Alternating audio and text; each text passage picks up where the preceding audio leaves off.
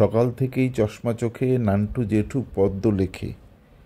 আমিও তখন ঘুমিয়ে কাঁদা, কাঁধ ঝাঁকিয়ে ঘুম ভাঙিয়ে তুললে দাদা।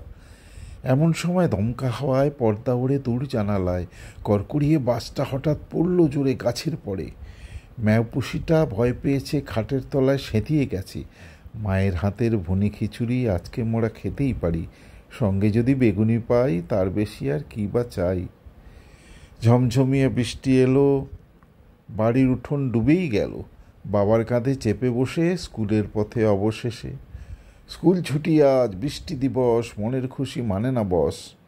লাফিয়ে ঝাঁপাই পথের জলে, বন্ধুর সাথে বাড়ির পথে খেলা চলে। গলির শেষে হঠাৎ পেলাম বাবার দেখা, পালিয়ে যাবার রাস্তা খুঁজি, কান পেঁচিয়ে মারলে বুঝি। বাবারা সব কেমন যেন ভীষণ যা তা, বড় হলেই সব ভুলে যায় ছোটবেলার দুষ্টুমিটা।